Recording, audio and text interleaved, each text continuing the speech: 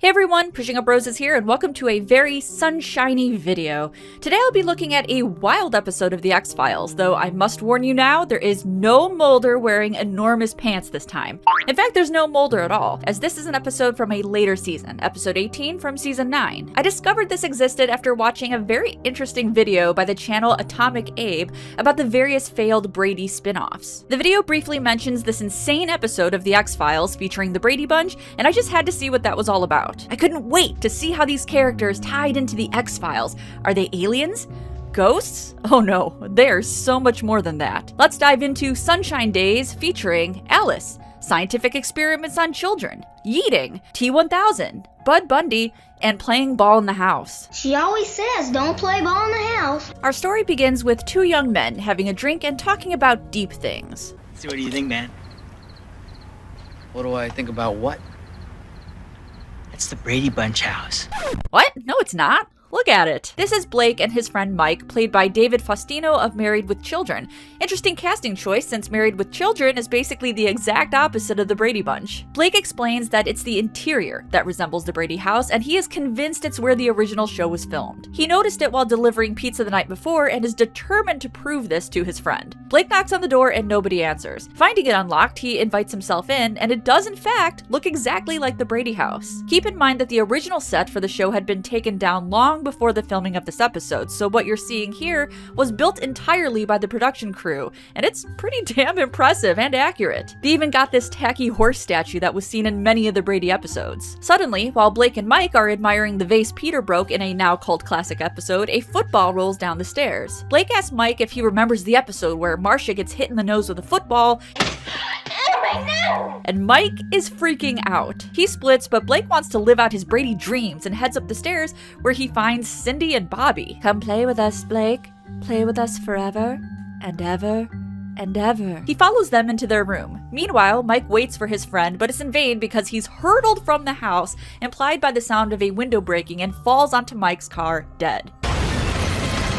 Well, Mom always said not to play ball in the house, else you'll be yeeted. We cut to Agent Doggett, played by Roger Patrick of Terminator 2 fame, who seems to be looking at something. Yep, it's the sky. He tells his partner, Agent Reyes, that the answer is clear. Blake fell out of a helicopter. You think this kid was in a helicopter at 12 a.m. at night and no one heard it? Sure, Jan. Obviously, it's not that, but I can't tell if Doggett is being serious or not. He finds a piece of something on Mike's car and bags it. Mike shows up and gives an eyewitness account. Alright, now what did you see, kid? What I witnessed was Freaksville, man. Alright, very descriptive. He tells them that it's the Brady house, which Reyes shoots down immediately, explaining that the house was a set in Hollywood. Mike insists they check it out regardless, as this is the murder scene no matter what is in the house. They knock on the door and Oliver Martin answers, the house's owner. He seems very skittish and says he doesn't have more to say and that he already talked to the police. I keep waiting for Doggett to show him a picture of Blake and say, "Have you seen this boy?" Mike loses his patience and breaks into the house, bewildered by what he's seeing. It's an entirely different place. Despite that, he does not change his story and insists he knows what he saw. Hot damn, listen to that crazy oboe solo.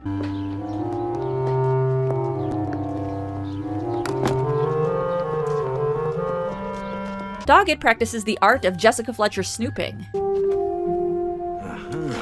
Garbage. He climbs onto the roof and confirms that the piece of rubble he found on the car came from the shingles. Looks like it had been patched recently, too. When I was inside, I knew I smelled fresh plaster. So are you gonna fill me in? What, with plaster? No, why would I do that? He starts to speculate that Blake was in fact yeeted out of the house through the roof. I think I'm finally getting the hang of this job. You've been on this show for a few seasons, how are you just getting the hang of it now? Agent Scully begins her medical examination on Blake, though that headset makes it look like she's about to hop on a game of Call of Duty. Before she can begin, a scalpel starts twitching, and when she touches it, it zaps her. Later that night, Scully tells the two agents that she found roofing material lodged into Blake's head, so that gives Doggett's theory some weight. To explain him getting hurtled from the house, she says it could have been electricity, and that she hooked up the body to an EEG machine. And for the last few hours, he's been putting off a faint reading. Don't misunderstand, he's dead, but he's giving off a charge. Scully says that if Mulder were here, he'd explain it with poltergeist and supernatural activity. Ghosts and poltergeists. That's what Mulder would say. Is that what I'm supposed to say? Meanwhile,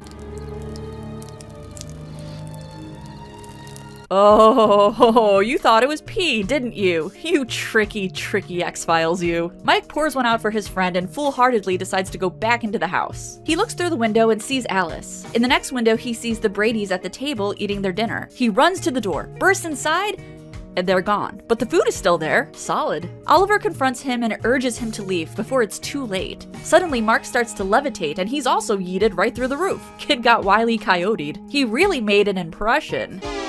The agents go to question Oliver, but he's a little irritated. I've said all I'm gonna say to you people. You don't like it? Go get your warrant. Aw, he didn't even say hi. Scully finds somebody from Oliver's past, Dr. John Reitz, a paranormal psychologist of sorts, who used to study him when he was younger. Don't worry, they don't test on animals, just children. He calls him Anthony in the footage. John reacts to something in the video, but it's sadly blurred out. He explains that the blocks that were on the table all rose up to the ceiling. Too bad that wasn't on film. He knows it sounds crazy, but says the electromagnetic field was strong enough to fog the camera lens. I believe you. That's what I'm supposed to say, right? Dr. Reitz says he spent 6 months with Oliver, who was then called Anthony Fogelman, and during that time discovered the boy was psychokinetic. Reitz says that over time, Oliver's powers faded and they eventually lost touch. He just remembers him being an extremely lonely boy. In the next scene, we see Oliver manifesting the Brady house and the kids, but his fantasy is interrupted by a call and a message from Dr. Reitz saying he wants to meet up. The message causes him distress.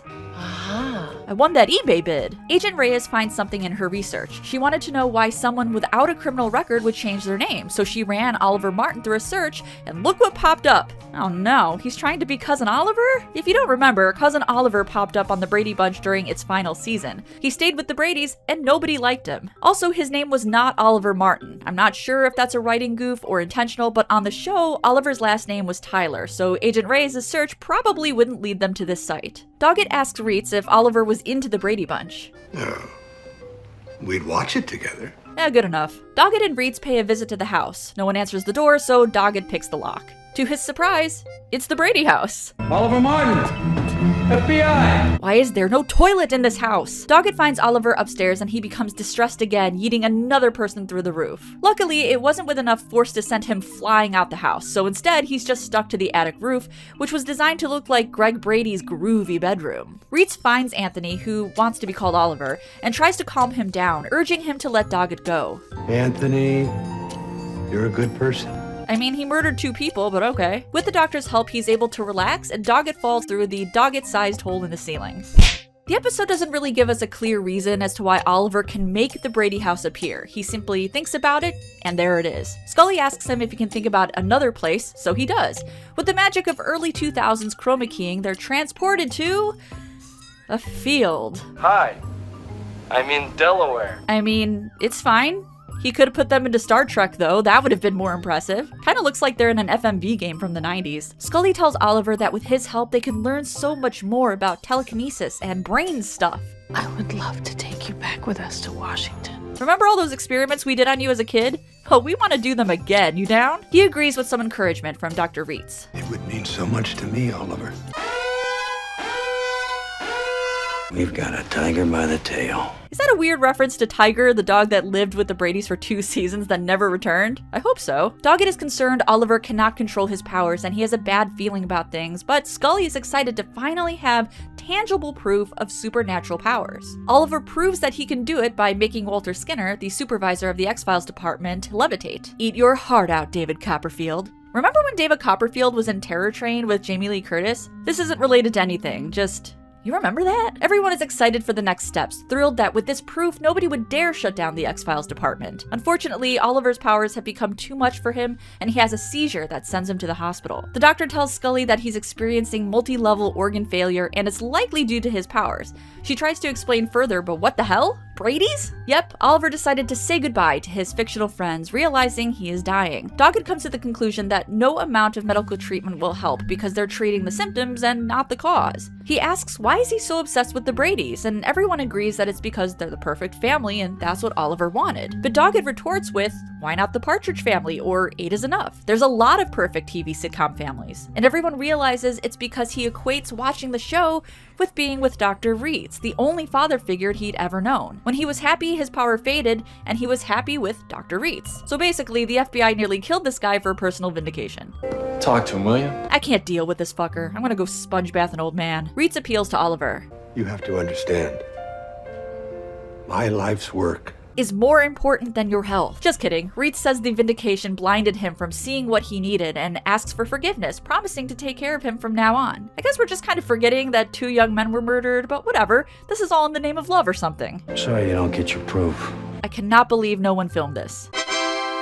This was a very weird episode, but then again, these particular ones usually are. This is one of the Monster of the Week episodes, which are stories that aren't really connected to the overarching story of the X-Files. In fact, I covered 2 other episodes from this category, the Postmodern Prometheus and Humbug. There's actually a lot of these episodes, so many that I didn't really care much about the conspiracy storyline. I found myself wanting more Monsters of the Week because they're reminiscent of creature features and shows like The Outer Limits and The Twilight Zone. This one did not disappoint on the absurdity scale, but I did find myself getting pretty frustrated at this idea that Dana Scully is so close to proof and doesn't get it, even though there were plenty of opportunities to get it. They keep saying this man's powers can change the world as they know it, but nobody whipped out a camera during the office scene? It just kind of ends on a, we almost had it, but oh well, guess we are changing the world today, which seems like a very blasé reaction to something that could have rewritten every science book in the world. Still, I like this weird, manifested Brady Bunch family. I wish there were more instances of them because it's a perfectly creepy idea. The name of the episode, Sunshine Days, is named after one of the Brady Kids songs, and yeah, they had a brief foray into music. It was weird. When it's time to change, then it's time to change. Don't bite the tide, come along for the... As I mentioned before, the set was built by the production crew. Julian Anderson, who plays Agent Scully, recalls that fans from all over the LA area visited just to get pictures. I'm sure that wasn't annoying at all. I highly recommend checking this episode out. It was pretty fun, and even though I'm more of a Mulder fan, I do like Agent Doggett. Though his pants will never compare to Mulder's pants. If you have a suggestion for a Monster of the Week episode for me to review, please leave a comment. Nearly all of my videos are based on recommendations from my viewers, and until next time, the truth is out there. Hey everyone, thanks again for watching my video on the X-Files. If you want to see more content from me, I have plenty on offer, but first, thank you to my darling patrons, for if not for them, I wouldn't have bought every season of this show. If you want to support the show and my Cat's Treat Fund, consider checking out my campaign, and if not, likes and comments really do help me to reach new spooky listeners. If you want to see more from me, here are my recommendations, both X-Files reviews in case you wanted more. On the left is my review of the Postmodern Prometheus, one of the most well-known episodes from the entire series, and on the right is my review of Humbug. Thanks again, and as always, I will see you in the next one.